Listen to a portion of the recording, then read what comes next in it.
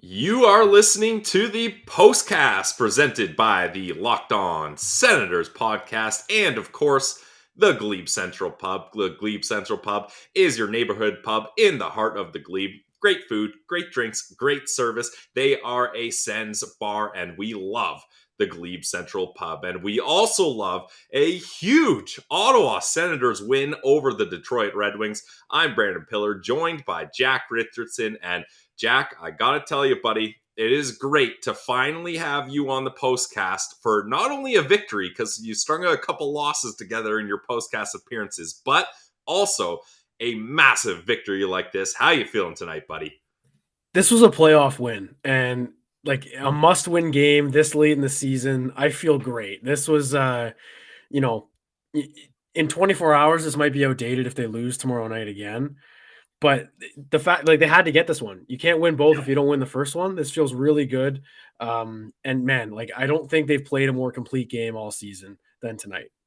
Yeah, this was arguably one of the best performances, and if it wasn't for some amazing saves by Magnus Hellberg, this is probably, I mean, it's not crazy to say the Sens could have got the double digits on this one. Claude Giroux could have had 10 points himself. An incredible night by him. He racks up the points in this one. So on a game like this, Jack, there are so many options for the goggles. We know Matthew Joseph has the goggles right now. Guys, I want to hear it in the chat. Who are we looking at for the goggles? I mean, obviously, Claude Giroux has to be in this one.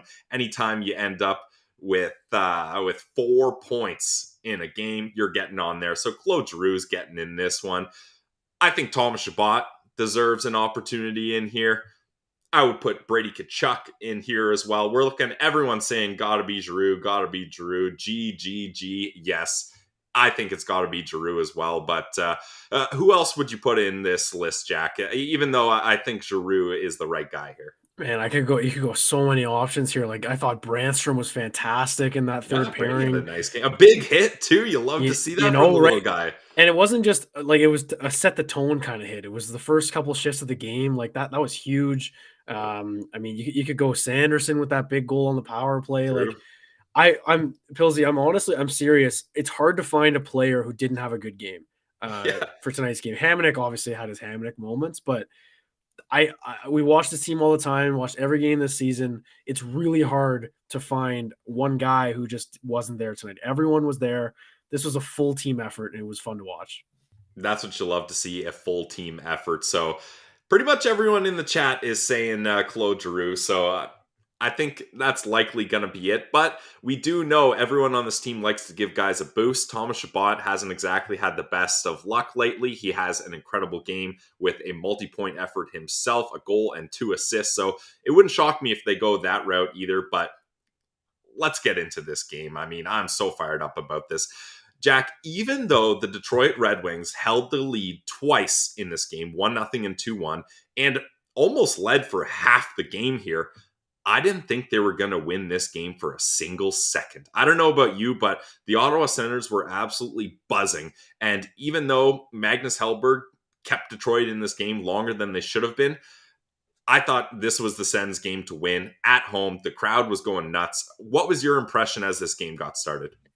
You know, it's interesting you say that because after 1-0, like I was more confident after 1-0 than I was after 2-1 because Okay. that 2-1 goal was so deflating to me. It was right after Sanderson's power play goal. The makeup call happens. It was a bit of a weak goal. And I know that, there's probably not many Red Wings fans watching this right now, but they were not happy about the refereeing. And we can get into that a little bit maybe, but the Sens outplayed the Wings at even strength anyway. So you can't really use the refs gave the Sens so many power plays kind of argument. But the 2-1 goal to me was so deflating. Like we've seen it so many times this year, just a bit of a weak one. Their only shot of the period up until a certain point. And I just thought this is the story we've seen so many times. But you got to give credit. They just bounced back and they stuck with it.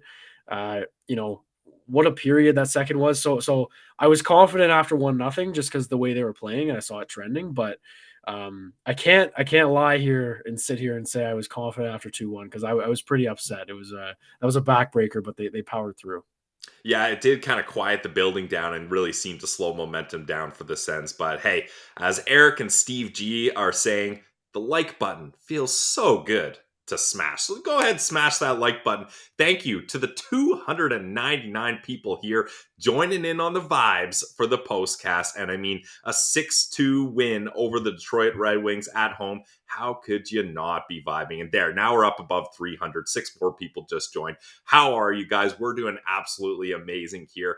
Jack, as we always do in the postcast, let's get to the scoring summary here. And I mentioned it, the Wings, they get the lead right off the bat. And this was a tough play because, I mean, all over. The Wings, this is a line change for the Red Wings. And Pius Suter hits Bertuzzi right at the blue line. He gets around Thomas Chabot. He goes in for a breakaway and dekes around Talbot. That's 1-0. You mentioned that this one didn't really concern you. Is it because the Sens were still playing well? Did you feel like this was a momentum changer or not really the first goal? No, not really, because I feel like the Sens' best play came after that goal in that period. I think it was around the halfway mark, if I'm not mistaken. It didn't concern me. It was just kind of a, you know, oh, here we go again kind of thing. Like one mistake ends up in the back of the net and they can't solve Hellberg. But it didn't concern me that much. It was just a bit of a miscue by Hamonic and Chabot. They weren't paired together. I think it was the middle of a change for the Sens too. I can't really remember the exact details of it, but Chabot was a strong side D, so he's got to stay on the blue line. Probably Hamonic's guy, but regardless, neither of them were aware that Bertuzzi was behind them, and he makes a great play on the breakaway. And I'm not going to blame Talbot for that one. You can't if a goalie gets beat on a breakaway deke, it's not the goalie's fault. End of story. It's on the players on the ice. Nice. Hashtag goalie friendly show. Thanks for I'll tell you what. coming in on the brand, Jack. Before we get to Detroit's second goal, I was about to send you a message. It's about to not be a goalie friendly show tonight because I was pissed. I was pissed at Talbot just letting in that soft one. I was pissed at Hellberg for being a Vezina candidate all of a sudden, but obviously things worked out for the Sens. But yeah, we'll get into all that. Yeah, glad it didn't end up coming to that, Jack. And the thing is, the Ottawa Senators, they bounce right back after this goal. Like, Cat hits Brady backdoor on the power play, and then Cat again. Like, this guy, he's becoming more of a disher than a sniper. Like, this pass to Timmy cross ice, and it's a one-timer, and Hellberg gets the save. They have 5 shots on that power play, and ultimately, it doesn't lead to anything. So the Wings lead the first period 1-0. Honestly, that's one of those games, and I say this usually tongue-in-cheek, but the Sens were winning 0-1 after that period because I really still felt confident that they were going to get through here. And Larkin takes a roughing penalty, 49 seconds left. Then Watson, of all people, in the second period, draws an interference penalty, and this is where you knew the Sens had to get something going. They've got their power play. It's one of the best in the league. Giroux does what he does. He wins the draw. And Sanderson, a slap shot from the point, gets through traffic and goes top cheese. Jack, this was nice to see Sanderson score like a goal scorer's goal. His other goals have kind of just been shots from the point that like plinko their way in, but this was a great shot, and it was nice for Sanderson to kind of get one as he's coming back from injury just a few games ago. Yeah, so technically, he scored in that game against Edmonton, and then got injured in that same game. Yes. Come back for 2, and then so that's 2 goals in 4 games for Jake Sanderson technically, which seems weird, but what a shot. I mean, pucks on net is never a bad idea, and I think the Sens have that mentality, but sometimes they'll overpass. Seeing Jake Sanderson score goals is just like what else? Because he does everything else so well. So when he puts the puck in the net, it's like oh my god, I can't get over how good this guy is at hockey, which might be a loaded statement, but it's true. It's really a remarkable thing to watch, and it's just you're right, Claude Giroux. Watching him and Giroux kind of pass the puck back and forth on the power play, I'm so confident in it because they're both so good at just making little plays really quickly.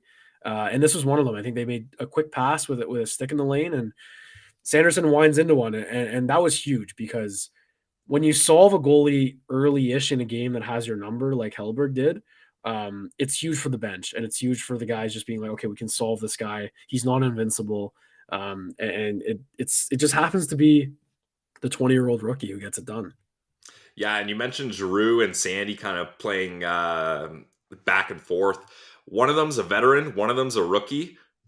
It feels like you could interchange either of those. Like Jake Sanderson plays like he's a savvy vet, and Claude Giroux, for people that thought he lost a step, the 3-year deal was too long. I don't think we're hearing anything from those people anymore because Claude Giroux looks like he's in his finest form. Like he's at the peak of his powers here with another multi-point performance. Ross is loving watching this game as he gets closer and closer to 1,000 points this season in his career. Hitting it this season, I mean. He's buzzing. Like we're on a double thousand watch here with Derek Brassard's thousands game coming up, and then Claude Giroux's point total. I mean, the 4-point game, just all of a sudden he's on pace to hit 1,000 points this year, and it was a little bit in question, I think. Right? It was kind of up in the air, but yeah, he was modest in his post game interview too, with Very Claude modest on the yeah. bench and being like, "I'm playing with great players." Like Claude, you are the reason that those players are playing so great most of the time, and we haven't even mentioned this is the second power play unit. They got a couple starts there in the second period. Maybe the first unit was tired. Maybe DJ was tired of seeing them out there. But Claude Giroux, having Claude Giroux on your second power play unit is such a weapon. And you can argue if he should be on the first or not, but man, it's fun to watch. It's really fun to watch. And that signing is just in full effect tonight because he was the first star for sure. It's incredible what he does to this team. And I agree with you. I think having him on the second unit is actually good. That first unit is so amazing already. I think you need Giroux to kind of boost up that second unit. Not that it's terrible. It's certainly much better than the past second PP unit of the Sens have been the last couple of years. But he just puts it all together. And I love the connection him and Pinto have. When really Greg was here, they had a great connection. So right now in scoring summary, at 1-1 here, and the Red Wings, they end up getting back on top. They win the draw on a Shabbat penalty. Perron gets it at the circle, and Perron's such a savvy vet. Like, what he does is he scans the ice, pretending like he's looking to pass. He's thinking shot all the way. Then he pivots his body and kind of beats Talbot, who's not really ready for that type of shot from Perron. And that puts the Wings up 2-1 here. So you were saying earlier, Jack, that this is where you started to be like, oh, man, are the Sens going to bobble this one again? This was the goal where I was like, this is not in the cards because you're right. It was such a little, like a slight angle change from Perron, and Talbot didn't adjust, and that's why it went in.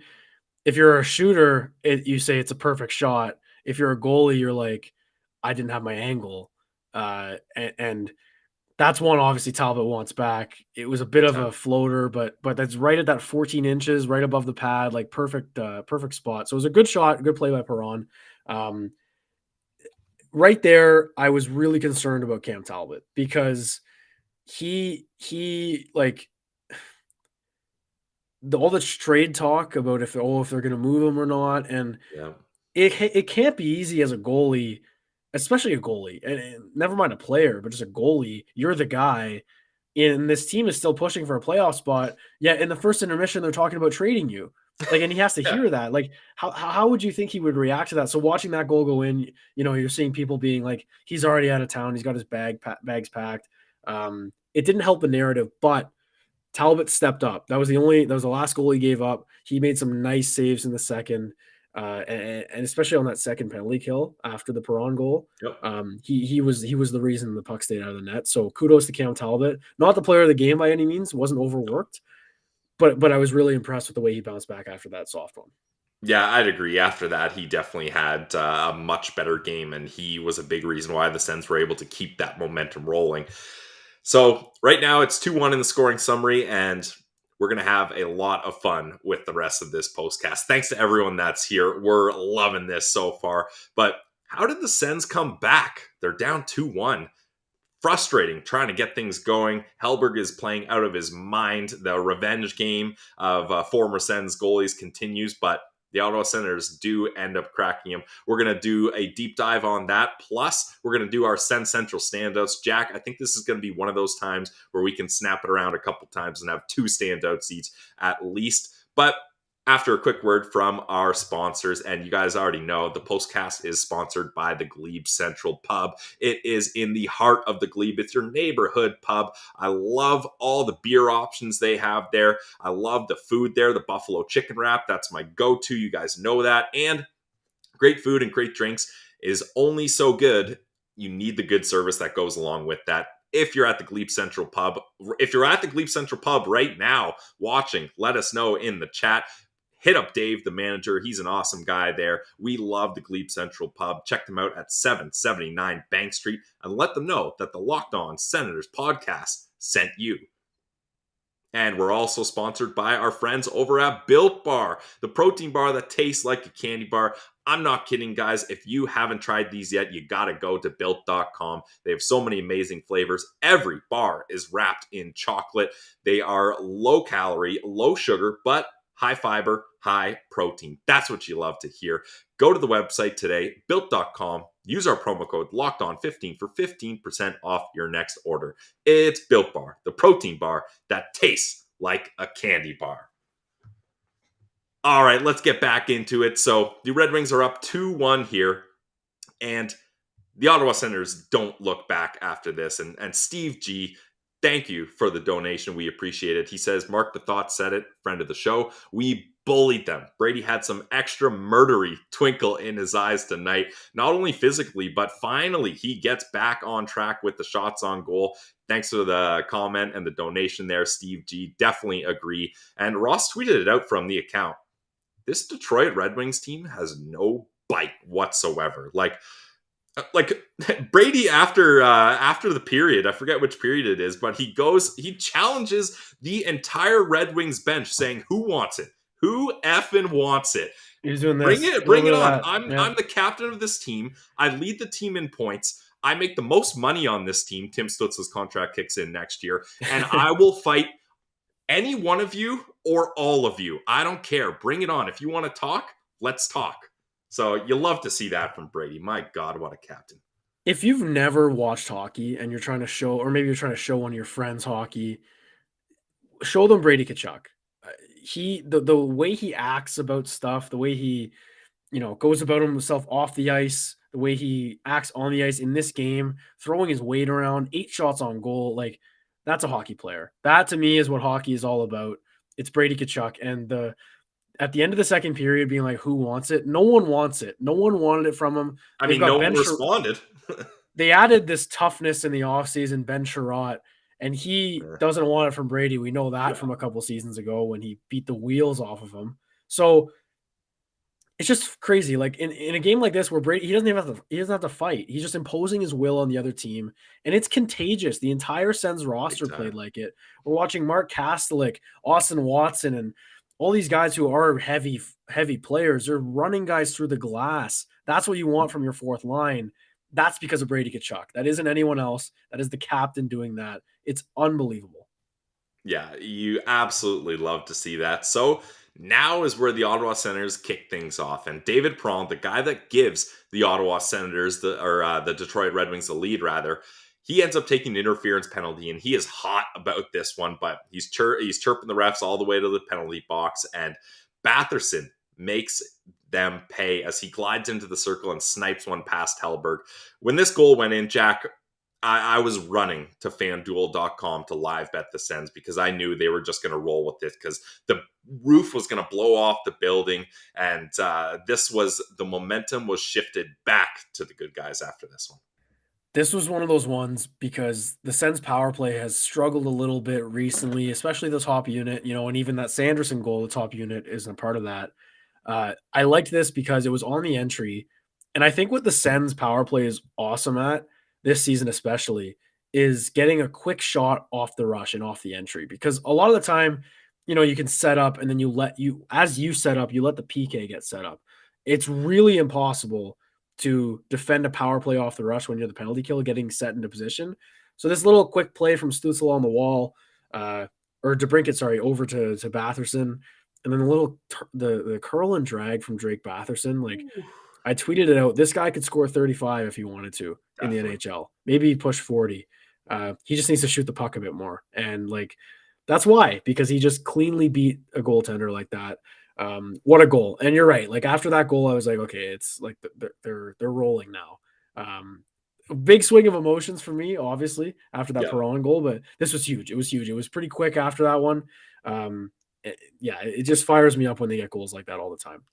And I think you make a good point about the power play. Like oftentimes they're trying to be too cute with it. And when you have that much offensive talent on the power play, I get it. You want to try to get the penalty killers moving and out of position. But the thing too is any one of those guys, I mean, even Shabbat has a decent shot, but any of those four forwards, you have to respect their shot. So if they're coming down the wing, you can't just let them have an open lane, or else what happens there is what happens to teams. So yeah, I think the Senators definitely could use some more shooting on the power play, but they end up getting it clicking here. And talk about offensive talents getting it done.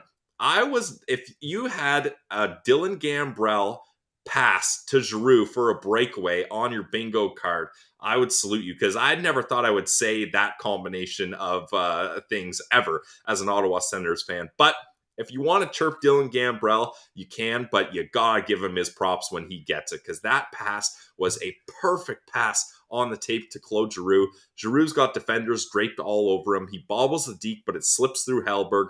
I'm of the mind that it was going to be a penalty shot if it doesn't go in. That's how good Giroux was. They're basically like, we got to tie him up and hold him just to stop him from scoring.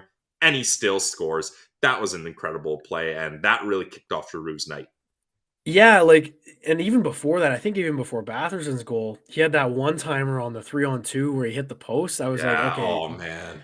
that would have been electric, but G Yep. has it tonight after that one. That's what I was saying. Like he's got the just that factor in those big games that the Sens have been missing for years, even back to the Carlson days. Like Erik Karlsson could only do so much. Like they were missing that firepower up front, and Giroux brought it tonight.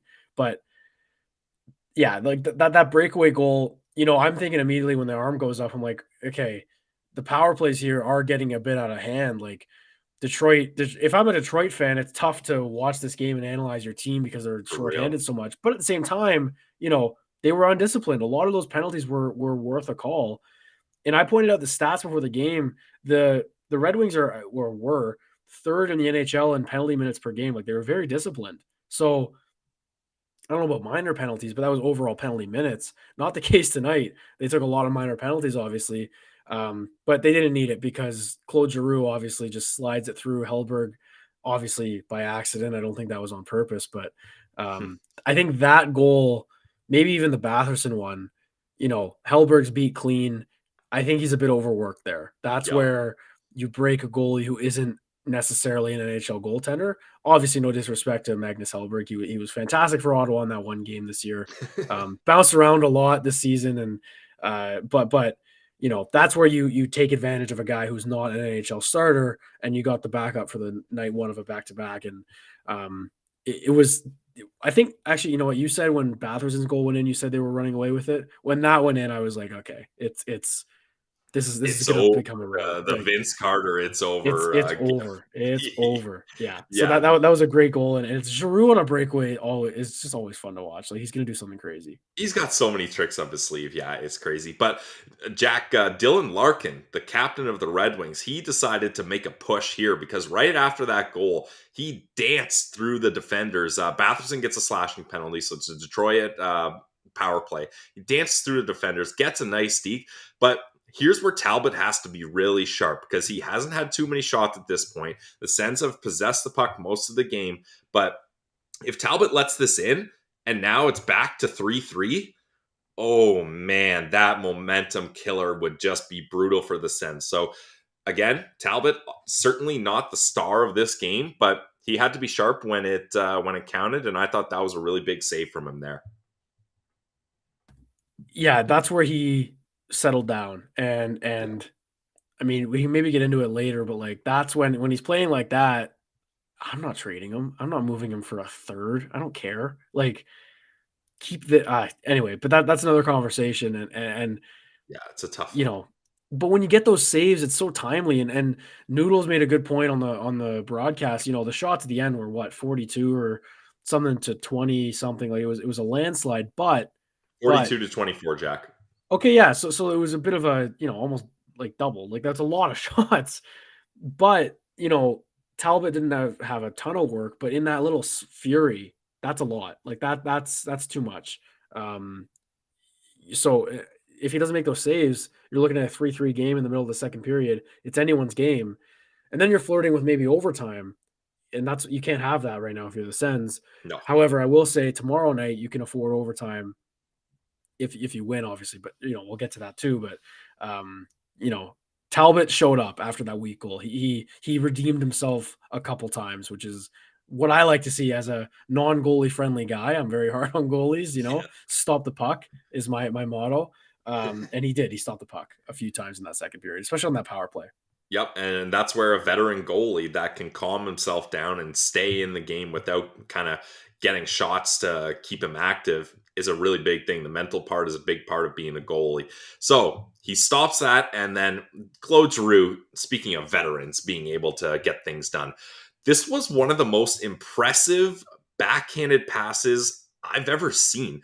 From one corner of the Sens blue line all the way on the boards, a backhand pass where you can tell on the replay, he puts a lot of oomph onto that pass and it works out perfectly. It hits Brady right on the tape, right at the other blue line. So a fully diagonal pass, blue line to blue line. And this is what we talked about, Jack. The Senators have guys that can just go down the wing and rip it. And Brady, instead of, I was worried he was going to do what the Sens have been doing a lot of lately, which is you have a good lane, you have an opportunity, but they stop up and wait and try to find guys. Sometimes you just got to go for that shot, even if the goalie's got a clear sight line. You got to have confidence that you can beat him. And Brady Tkachuk was full of confidence tonight with many shots on goal. I believe he finished with 8, and this one goes in, and that makes it 4-2. What'd you like on that play, Jack? Everything. Yeah, honestly, yeah. I think I like the celebration more. The thing was though, like Tkachuk, I don't know. I don't know when it started, but I started getting so confident in that shot of his from that spot because he's got that deceptive release that I don't think he gets enough credit for like by anyone, including us as fans. I'm not sure how many of his goals this season have come in the crease. Like he's sniped a lot this year. He's got 25 goals now, I think. That goal to me was Tkachuk in playoff form, and it went right to Yes. his legs after. He's running cider all game, you know, just imposing his will like we talked about earlier. And a goal like that with the crowd, like that's what Brady Tkachuk's been talking about. Like, I want playoff hockey in this city. He's mentioned it before. Said it after the home opener this season. You could tell when he scored that goal and he's right up at the glass, like he's soaking it all in. So that to me was just like the epitome of what we've been hoping for in Ottawa. And we'll see how it goes from here. But that was great. It was really poetic, I thought, with Kachuk's goal. Yeah, it's sad that Brady hasn't got a chance to play in the playoffs yet because I think arguably he's going to be one of the best playoff guys you could possibly have. He does it all and he puts his emotion into it. He wears his heart on the sleeve, so you love to see that. So that makes it 4-2 for the Ottawa Senators. Flip to the third period here, and again, it's Claude Giroux, a lead pass to Chabot. And Jack, you've been hard on Thomas Chabot lately, but this one, you got to give full stick taps to him because he shows his skating. We haven't seen Thomas Chabot's kind of fine skating form really shine brightly too much this season, but he gets right by Hronik. And then what he does is he does a great job of using his body to protect the puck there. And he starts going across the crease, and then he goes top shelf on Hellberg there. And the Senators were really, Noodles mentioned this, they were really targeting Hellberg's blocker side, and it ends up paying dividends. But what'd you like on Chabot on that play? Like, you got to give him credit there, eh? Again, I loved everything. It was the skating, like some for some reason it was 4-on-4 to open that period, right? Because of Kachuk, the shenanigans after the second, but the skating of Chabot has been his biggest tool forever. And when they drafted him in the World Juniors, like this whole time, we haven't seen much of it this year. He's had a couple. I think he had one in Philly this year. Maybe it was even the game he got concussed, where he ripped up the ice and got a breakaway and scored. And that was what this play was. He just used his speed, deceptively fast. I think, right? He's not quick, but he's got that stride. And if Thomas Chabot's doing that and getting the assists, I have no issue with any defensive plays he makes. And we talked about that first goal that Detroit scored wasn't really on him, but he's on the ice and the forward gets behind him. But this offensive play to me was worth everything. That's why you have Thomas Chabot. It's that elite offensive talent that you can't buy. And if you have a defenseman who can go in on a breakaway and score, you're going to do pretty well because there's not many guys I don't think in the league who can do that. So it was a great start though to the period because 4-2, like 2-goal leads the worst in hockey, right? And you score a big one at the beginning of the third, it really sets the tone. And like a lot of us have been saying, no pushback from Detroit, just absolutely None. killed over. Yeah, and that's the thing. Like Tom Shabbat is an offensive defenseman, but he just kind of has spots where he doesn't put the points up as much as you'd like, and then he gets beat defensively, and then it really kind of shines on him, and a lot of the blame gets put on him by Sens fans, whether it's warranted or not. So this has got to be a big game for Thomas Shabbat to get a boost like this. So you'll love to see that. That makes it 5-2, and the Ottawa Senators get so many more chances here. Like Dylan Gambrell had a breakaway here, and he tried to go top shelf, but he can't get it done. Alex DeBrincat then gets a breakaway, and he can't beat Hellberg. And Batherson even gets a rebound chance while Hellberg's down, and he makes the save. Then it's Giroux and Timmy, a 2-on-1, and Giroux passes it to Timmy. Timmy goes high, but Hellberg gets a blocker on it. So the pressure keeps coming and coming and coming and coming here. So that's what you love to see from the Ottawa Senators. And Timmy had a great night all night. He walks in and finally he beats Hellberg on the blocker side. That makes it 6-2. You knew Timmy was going to get one here, right? Well, I tweeted in the first that he's going to take over this game, Yep. and he didn't really in the second. He had a good period, he had a good game, but yeah, this was a goal for him that he needed, because I don't think he had any assists tonight. If I'm mistaken, it might have just been the one goal. No, I Maybe don't. one, maybe 1-1. No assists. Yep. Okay, Six yeah. So, shots. so that's his first point in 3 games, right after being named first star in the league, and it, not that he was playing poorly in those 3 games, but as a superstar, like not putting up points, it's going to wear on you a little bit. So seeing him put the puck in the net in a 6-2 win, the sixth goal, like it really doesn't matter at all. But it's huge for the confidence. Like I would not be shocked. I'm going to call it right now if Tim Stützle has a huge game tomorrow and is the reason that they end up winning tomorrow night. So it's just big for confidence for a young player like that, the superstar. And it just reinforced like all the big boys showed up tonight. What you got? Yep. Sanderson, Batherson, Giroux, Tkachuk, Shabbat, and Stützle. 6 different goal scorers, 6-2 win, all the big fellas. Yeah, you love to see that. And that ends up being Tim Stützle's 27th goal, unassisted. And that's the final goal of the game here. Now let's get to tonight's Sens Central standouts after a 6-2 win over the Detroit Red Wings. Jack, this is one of those postcasts where it doesn't matter who goes first. There's so many good players to go around, but as our guest on the postcast, I will graciously pass it over to you for the first Sens Central standout of the night. Okay, we've mentioned a lot of the top guys, obviously. We mentioned Shabbat, and I thought, again, he had a great game. My first one I'm going to go with, though, might be a bit under the radar, not on the stat sheet. I'm going Matthew Joseph.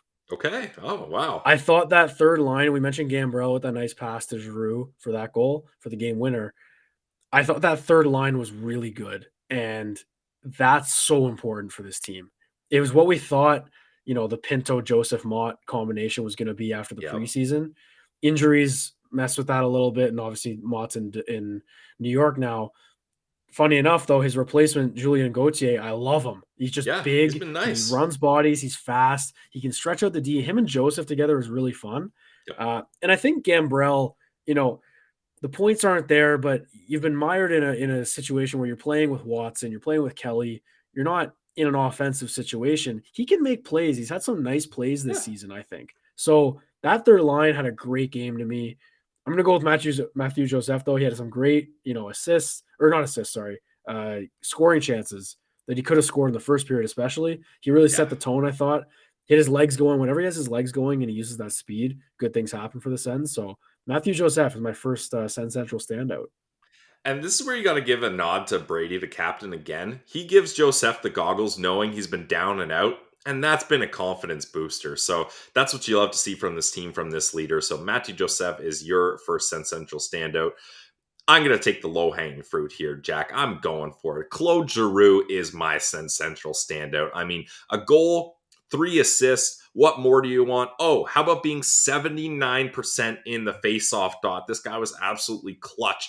15 for 19. And what I love most about this, Jack, is he's 11 for 12 in the offensive zone draws. Good for 92%. Like, it cannot be valued enough how important Claude Giroux, a veteran guy, a guy that's not just kind of an assistant coach. He's still got it on the ice. He's still an elite player that can just help this young core figure out how to get through the grind of a long season. He can pick them up when they're down. He keeps guys accountable. Claude Giroux was just absolutely amazing today. I mentioned it earlier. This guy, he finished with 4 points, but he could have had 6 or 7 easily, as he had another breakaway chance where he pulls off an incredible move, but just can't finish it. He hits the post like we mentioned earlier. He had a couple good plays. That pass to Timmy for the one-timer could have been another assist there. So my Sens Central standout is Claude Giroux, and we'll do it snake style here, so I'll take a second one here.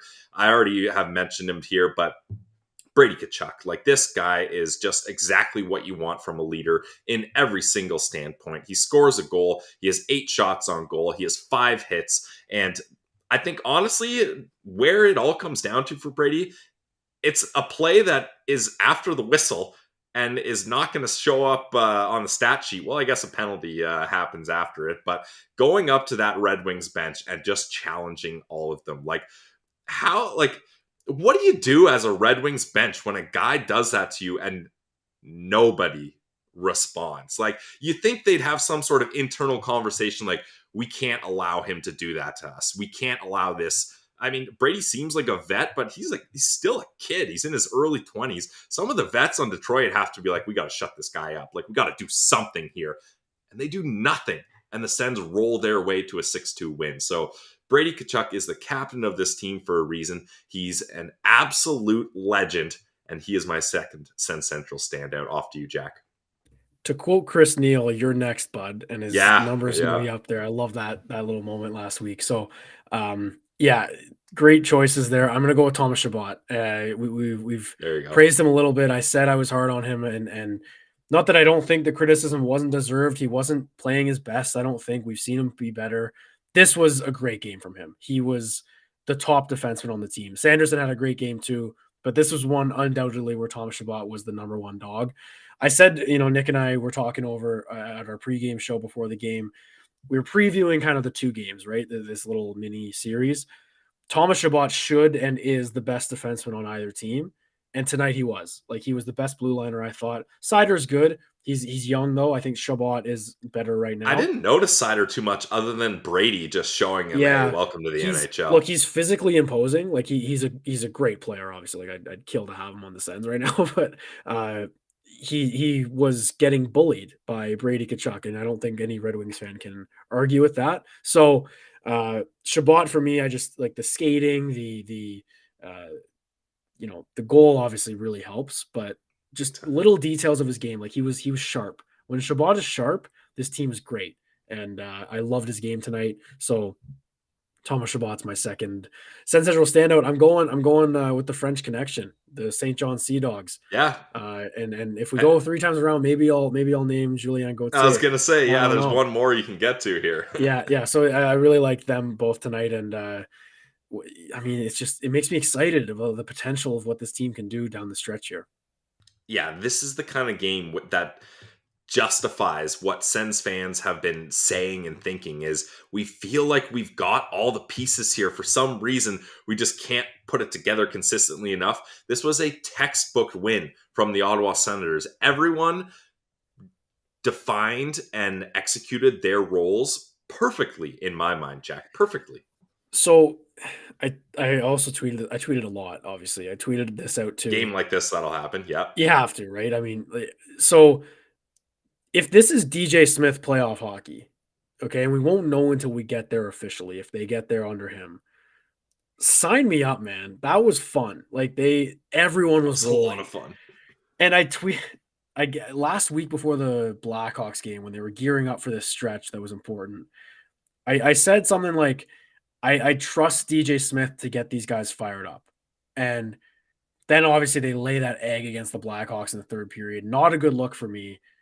But a game like this, yes, it's on the captain. Yes, it's the players who have to go out there and do it. That is what DJ Smith is about, I think. I think that was a perfect game. If you're a management team out there looking for another coach next season, if DJ's not behind the bench in Ottawa, Like that's what you're signing up for, I think. And I've been in his corner for a lot, but I was fed up with him this year. So to me, like it was physical.